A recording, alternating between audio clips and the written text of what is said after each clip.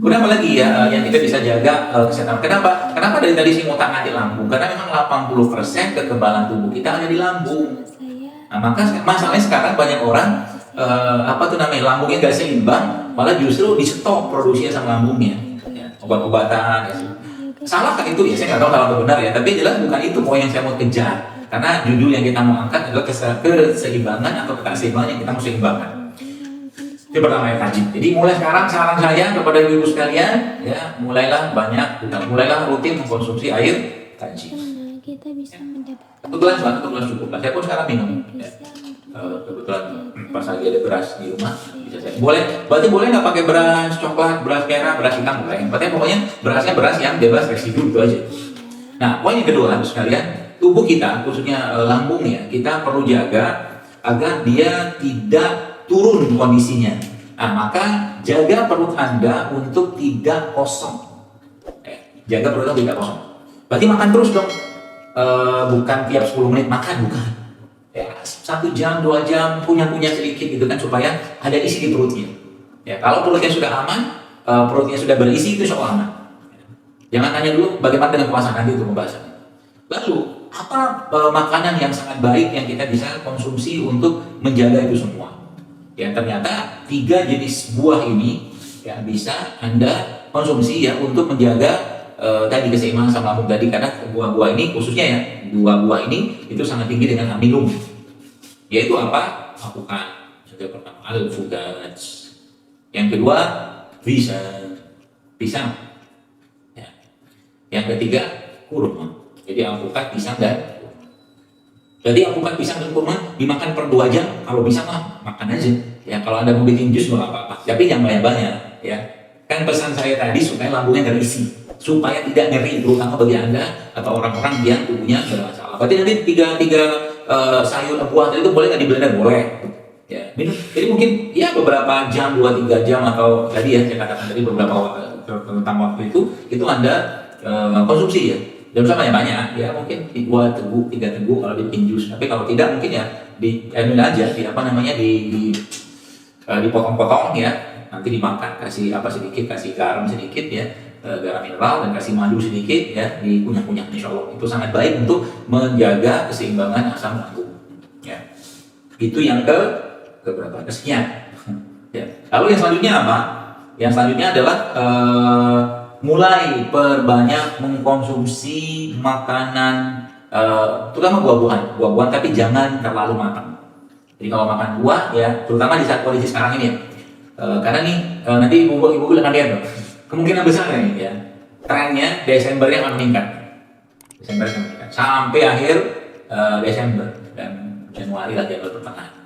Ya maka yang namanya perang ya, kita perang lawan virus ya, maka kita harus siap sedia, ya gitu aja. Nah jadi apa tadi, buah-buahan yang matang normal kayak pisang kan udah matang banget kan, dia ada titik-titik tuh X-nya itu, nah nggak usah pisang yang itu. Pisang yang matang normal aja lah, bukan overripe ya kalau mungkin bahasa Inggrisnya gitu, kan itu. Nanas itu kan kalau udah kematangan kan biasanya dia agak bau-bau alkohol. Nah itu alkohol tuh, karena proses pematangan itu membutuhkan atau akan melibatkan alkohol ya, mematang buah. Itu makan buah. Berarti kita boleh makan itu nggak? Gorengan nggak? Atau boleh makan makanan yang biasa kita makan nggak?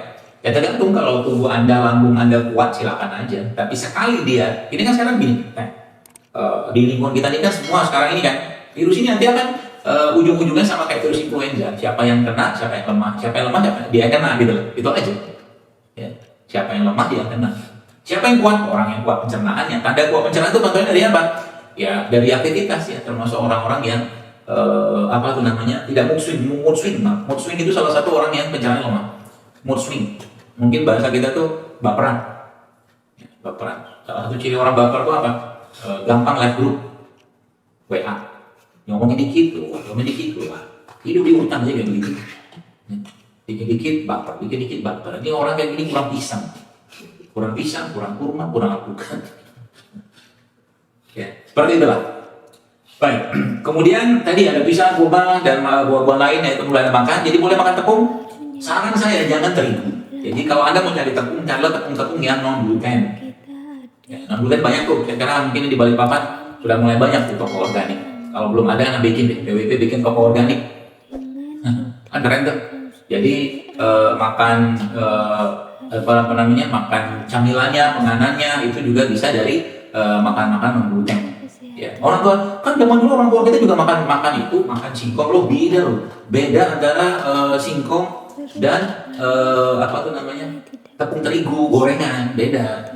Kan tepung terigu itu kan gorengan itu kan udah gluten, kalau singkong kan non gluten. Makanya sekarang kan ada mocaf itu, modified cassava flour. Jadi kalau ibu-ibu mau bikin gorengan, caranya gimana?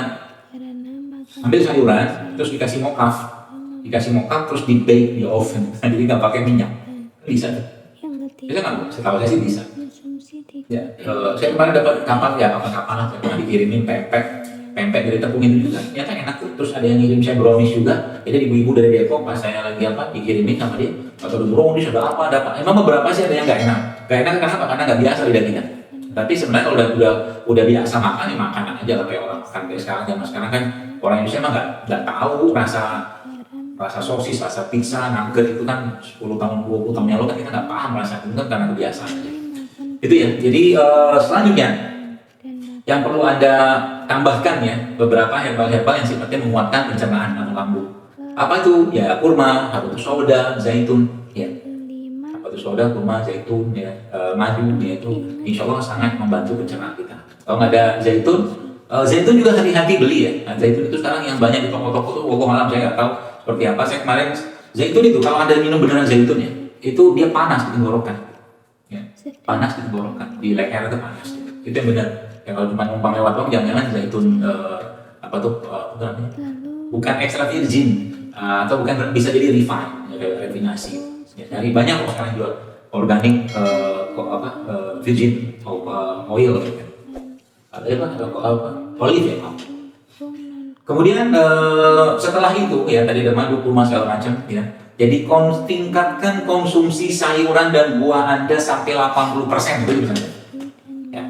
Tingkatkan konsumsi buah dan sayur Anda sampai 80% kecuali cempedak, nangka dan durian. Kenapa cempedak, nangka dan durian itu dikurangi? Saya nggak tahu di Balikpapan lagi musim itu apa tidak, tapi kalau musim ketika Anda lewat pengen makan, oke makan sekali. Tapi ketika Anda lewat lagi datang situ makan lagi, auzubillahi minasyaitonirrajim. Ya, berdoa supaya tidak terkena godaan hawa nafsu. Seperti itu ya. Kenapa? Karena alkohol ya. Oke, terima kasih. Kamunya tinggi plus alkohol, jadi dia gampang banget fermented dalam tubuh kita. Jadi 3 buah tadi sekali-sekali oke. Pengen saja nyicip judulnya. Kalau nyicip sampai 3 buah durian bukan nyicip namanya itu ya. Dan bagikan video ini Iya, cempedak, nangka, sama durian. dan juga jangan lupa Lain buah boleh nggak boleh? Tapi usahakan buah-buah yang tinggi amilum. Buah-buah yang tinggi air ya, kayak semangka itu usahakan dikurangi. Maka 3 ya, pir, semangka ya itu dikurangi. warahmatullahi wabarakatuh. Nah,